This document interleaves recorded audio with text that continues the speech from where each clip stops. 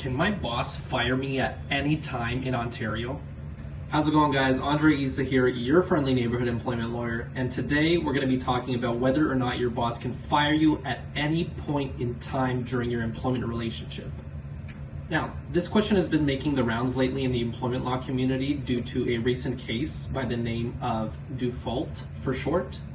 Now, what happened in this case was that the worker was employed for a little over a year with her employer, and she was subsequently fired without cause. The employer decides to offer her 2 weeks' pay. And before signing it, she goes, wait a minute, I might be entitled to more money. Let me review this with an employment lawyer. The employment lawyer reviews her contract and notices that she is on a fixed term contract, meaning that if she was dismissed without cause, she should be entitled to the remainder of the contract. What is the amount worth, you ask, for the remainder of the contract? Well, the contract went on until December 31st, 2024. From the time in which she was dismissed to that date, there was 101 weeks worth of pay left on the table, which in total amounted to a little over $157,000. So, a lot of money on the line. The employer says, no, we don't have to pay you the remainder because we have a valid termination clause in your employment contract that allows us to terminate you before the fixed term contract ends. The employee says, no, that termination clause is illegal, and therefore I get to get the remainder of the fixed term contract paid out as a lump sum. The question for the court was, in part, is the termination clause illegal because it says that it can fire the employee at any point in time?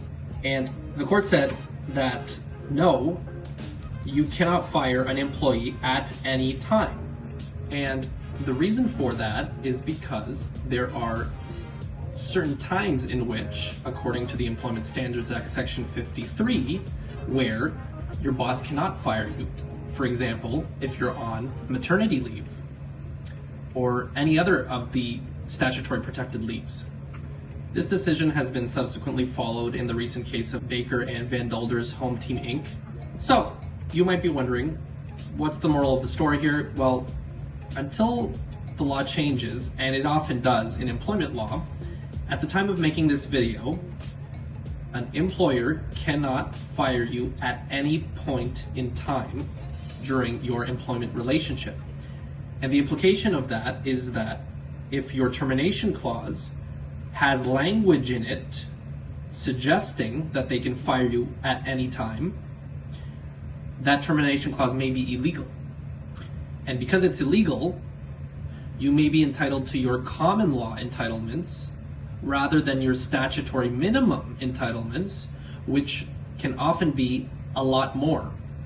Basically what that means is you could potentially be entitled to a lot more money than what your employer initially offered you, like what has happened in the case of default, where the employer initially offered her 2 weeks worth of pay, and the Court of Appeal says no, she's entitled to the remainder of her fixed term contract, which amounts to $157,000. That's a big difference between 2 weeks worth of pay and 101 weeks worth of pay. Again, the law might change. It often does in employment law. The employer in the case of default is currently trying to bring the case all the way to the Supreme Court. So we'll have to wait and see what the final outcome is of the case. But as it stands right now, if you've been dismissed or you believe that you've been dismissed, before signing any potential severance package, I encourage everybody to go to an employment lawyer first, so that we can first review any potential severance package that you received, but also we can take a look at your employment contract, and if there is a termination clause, we can see what the language of that termination clause is and whether or not it would hold in the Ontario courts.